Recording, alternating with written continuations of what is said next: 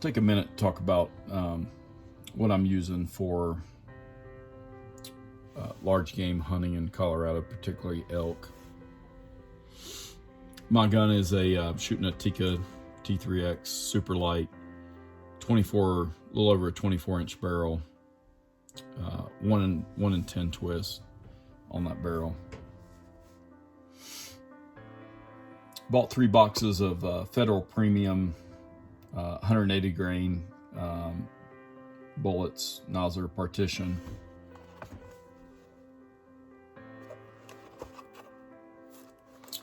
Not going to spend too much time talking about Nosler, but I wanted to just kind of mention kind of what the Nosler bullet's all about.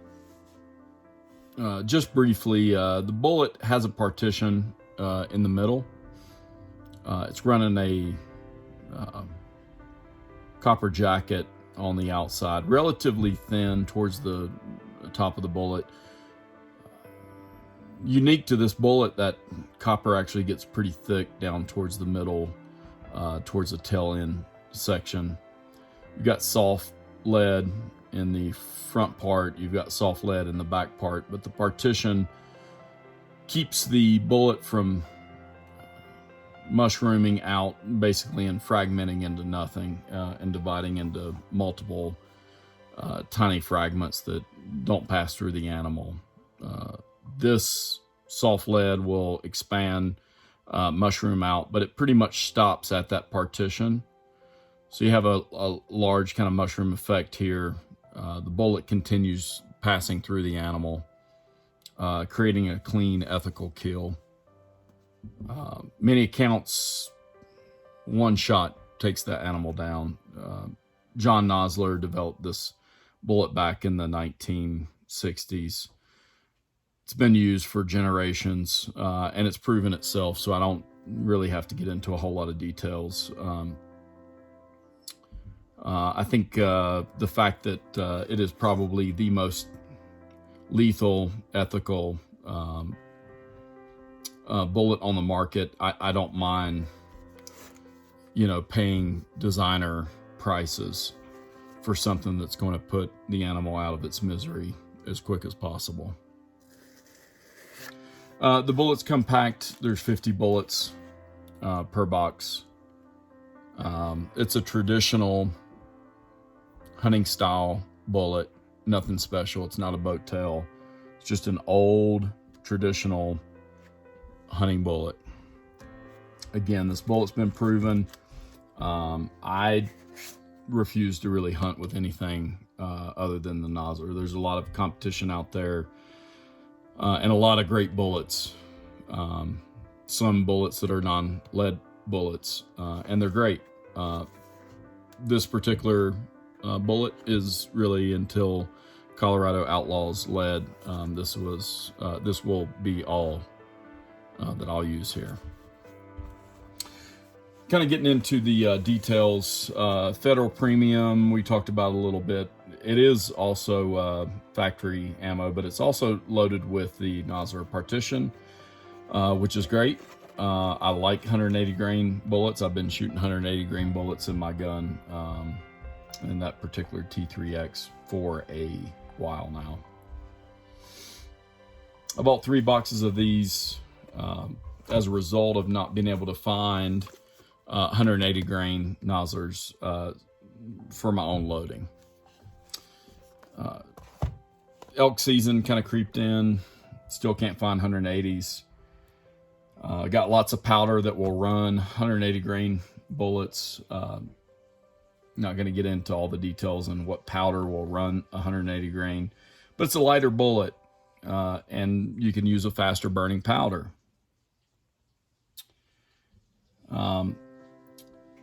But anyway, because I couldn't find the bullets and I didn't want to take factory ammo apart just to put it back together with different powder, I bought 3 boxes of these. This is not cheap ammo. This is premium ammo. Sure, it's great ammo. But my story on these is I buy 3 boxes of these. I go to the range. I'm 3 weeks out from elk season, and and I throw a number of these down range. I started at the 100-yard range, wasn't particularly happy at 100 yards. I ended up in the 200-yard range. I had 4 and 5 inch groups at 200 yards. I was about ready to throw that gun in the weeds and walk away. I mean, I was just not happy. But I knew that it wasn't my gun that was the issue. It was just that my gun didn't like this particular ammunition. Now, you can take this and shoot it in a number of different rifles, hunting rifles, and I'm sure it'd probably do good in some of those rifles. But in my particular gun, it just did not like this Federal Premium. All I had at the house here, I had several boxes of these 30 caliber 200 grain bullets. I'd acquired those, came across them at a good price, and so I picked them up. Didn't really think about ever using them for a 300 Win Mag.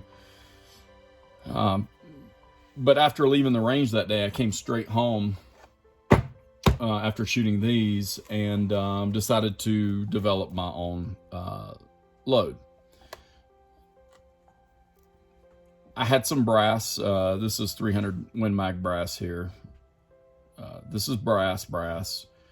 And I had some of these that I'd shot that were nickel plated. And I decided to load those up. And so I start looking for powder. Looked at Hodgdon 4350, some similar powder by IMR. And I looked through all of my Vitivorti powder and couldn't find anything to push such a heavy bullet. The problem comes with the powder that I'm running, capable of pushing a lighter 180 grain. When you start getting up into the 200 grain bullets, that powder is really too fast because the bullet can't push out the barrel quite as fast. So what happens is the pressure in the chamber ends up building up, and you end up overpressuring basically the gun before you can get the bullet out. So I didn't find a lot of good quality load data on the 200 grain projectile. In fact, I really didn't find anything that I had in stock as far as powder that could push that bullet. So I got to looking around on my shelf, ended up kind of noticing that I had some US 869. Now, the US 869 is a super slow burning powder. And if you ask folks, they'll probably tell you, you cannot use this powder for a 300 Win Mag. However, here on the label, 7mm 300 rim Ultra Mag, some various different flavors of cartridges. Primarily, US 869 is a 50 BMG or 50 caliber gunpowder. And so I got on Hodgdon's website, pulled up their load data, and I plugged in the 200 grain bullet, plugged in Hodgdon powder, and lo and behold, what pops up? US 869. They actually had load data. Now you can go look at that load data for yourself. I got that powder in the cartridge and noticed that I didn't really have room for the bullet.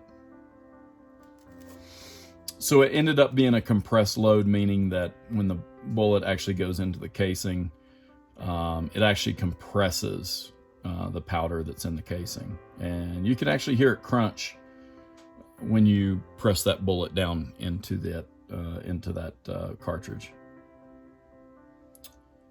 I ended up doing a little bit of finagling. I loaded some super compressed loads. I ended up finding that about 87.6 grains worked for me. It was almost filled to the top. So again, it was a compressed load, but I ended up going with 87.6 grains of US 869, which happens to be a 50 BMG powder. I go back to the range, put about 9 more bullets. I shot 3 at 100, basically put bullets inside of bullets. Went to 200-yard range, and I put 2 bullets in the same hole. The third bullet was about 3/8 of an inch from the other 2 bullet impacts. That's what I ended up going with. Now, the US 869 is not a temperature stable powder, by no means. I use this about 0 degree centigrade Celsius and below, so about freezing Fahrenheit and below.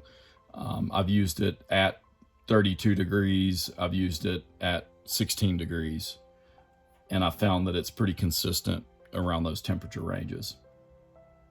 I've also tested it summertime. The impact shots are, of course, off, but as far as the consistency that I get, 0 degrees Celsius and below, it's a very, very accurate load. And I think being compressed, haven't worked with a lot of compressed loads, but I have, even in boat tail projectiles, I have not found a more consistent, accurate powder other than US 869, even in boat tail. So I can't say enough good about it.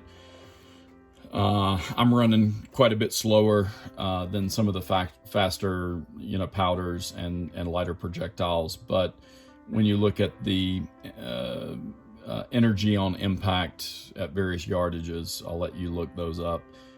Very satisfied out to about 700 yards with this particular setup here. So I really like this. It's worked well for me, and I've had good success on live targets up to about 275 yards is what I've actually shot those at. I'd feel comfortable going out to 500 or 600 yards, no problem with this ammunition. Comparison between the two, generally in general, from what I load, my bullets are longer than any factory ammo.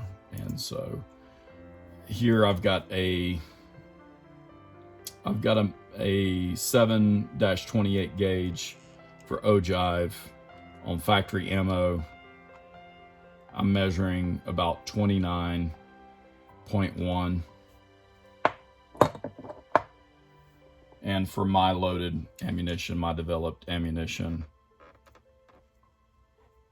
29.25, so just a bit longer from the ogive. But the overall length is quite a bit different. I'm looking at the difference between about 23.52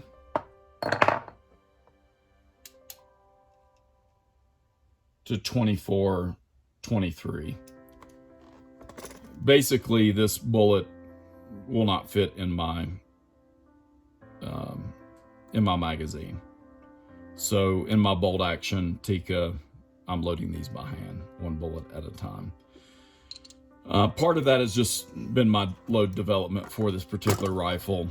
I figured coming off the lands, what I really needed to be as far as ogive to lands, and my bullet stick out has been, quite substantial for everything that I shoot, both target and hunting.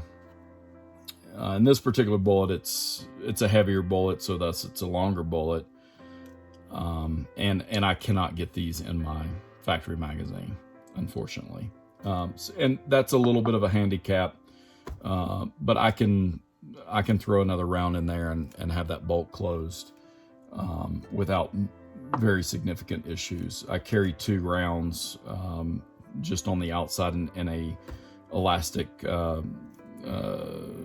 apparatus just outside my gun, so I can quick grab one, throw one in the chamber and close the bolt behind it. But it's not ideal just for the fact that I cannot actually load these in my factory magazine. They're just too long. As far as what I use to load these bullets and kind of how they're set up, I'm using Federal brass. Occasionally I'll use Lapua brass. I typically use Lapua brass for target, but it's superior brass as well as the Federal premium brass. I just really like Federal brass. So that's what I typically hunt with. I've had some issues with Lapua brass as far as just extreme softness in the neck region. Every brass that I reload, every time I shoot it, the brass gets annealed. And so I actually heat the brass to soften the neck portion, clean the primer pockets, clean the brass really well. I typically do all wet tumbling followed by dry tumbling with walnut shells. Clean the primer pockets. For these cartridges, I'm using Federal premium rifle primers. You don't always need a Magnum primer. If you've got a faster burning powder and you're shooting in hot weather, a normal large rifle primer is all you need. If you're shooting something like US 869, it's a slower burning powder. To add insult to injury, you're shooting that slow burning powder in super cold temperatures. You need a Magnum primer to ignite that slower burning powder. So again, just because you're shooting a Magnum cartridge, you do not always need a Magnum primer. Colder temperatures, slower burning powders. How do we get that powder lit off when it's cold, when the powder burns slow? Always go with your Magnum rifle primers. So anyway, I've had very, very good success with this. I've taken animals at 250, 270 yards. The bullet goes where it's supposed to go. I do use ballistic software to calculate, point of impact. I live by that, and so far it's served me really well. When I go hunting, if I'm taking that 500-yard shot, I have the ballistics data for the load that I've developed, where I feel when I pull the trigger, the bullet is going to impact where I put the reticle. I dial all my shots. And I use a angle compensating rangefinder. Very important if you haven't done the math on using a traditional rangefinder to angle compensate. You may want to kind of look at that. Very likely you'll miss that target, that animal, if you're not either doing the math or have some way of ranging at up or down trajectories. As far as the process, again, like I say, I clean my brass, wet tumble. I dry tumble in walnut media. Thoroughly clean the brass afterwards, make sure all that walnut media is out. Primer pockets are a good spot for walnut media to kind of stick in, and so you want to kind of watch that. But I'm kind of just really diligent with my, especially the hunting ammo, just to making sure that I haven't left any particulate in there. As far as the die sets, I'm using 300 Win Mag RCBS standard full length die set. I've chosen to use the decapping and resizing only from this particular kit. And then I use also a bullet seating die that I've got from Forster products, and that Forster seating die is really quite amazing. Actually, I love this die. If you haven't set one of these up, before, precision seating die.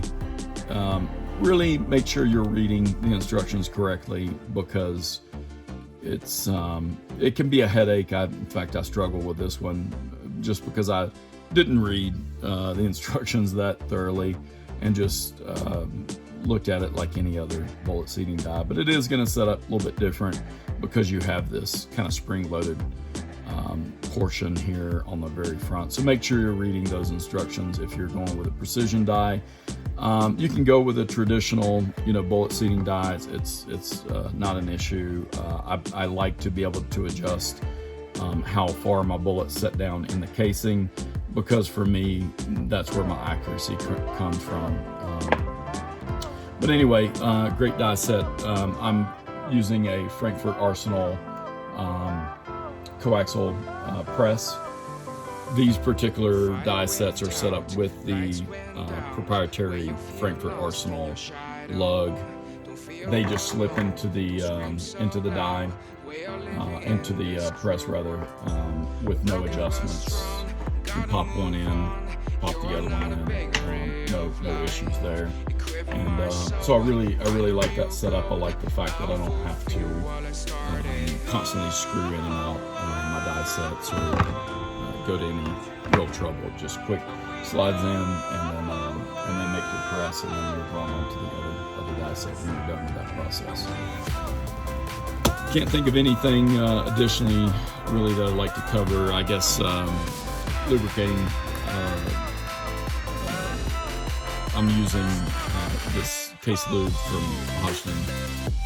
It's kind of a waxy type stuff. There's a really good smell to it. In fact, I'd wear that as cologne. It smells awesome. That's really all I do. I put my casings in a Ziploc bag. I just take my finger, put a little bit of that on the sides of the Ziploc bag. I shake my brass and shake it for about 1 or 2 minutes, and everything's lubed up, ready to go. That's kind of how I set up my brass before pressing. And then I just run a regular Frankfurt Arsenal prep station, so I do all my pocket stuff, neck and casing trimming, using that Frankfurt Arsenal multiple process prep station, and it works good. I'm using the Frankfurt Arsenal powder measure here. It works great. Never had any issues with that. I've checked the readings off the Frankfurt Arsenal on my smaller Frankfurt scale. Everything always jobs. I never have to worry about precision as far as that goes. Once you get it calibrated and do a powder calibration on the Frankfurt Arsenal powder tool here, it's really quick. I could load 50 rounds in probably, not including case prep, I can probably load 50 rounds in that in about 40 minutes. I've gotten pretty good at that single process thing. I've got a little routine, that I got going on. It works pretty well for me. So can't say anything better really about the Frankfurt Arsenal powder measure. It's called the Interloper, and it's just freaking awesome. Anyway, that's what I got for the 300 Win Mag using US 869 50 DMG compressed load. Very, very accurate, and this is my go-to winter load. And so, in fact, these 2 bullets, hopefully next year, one of these 2 will take an elk. Had great luck, great success, and hopefully years to come I'll be still using the same load.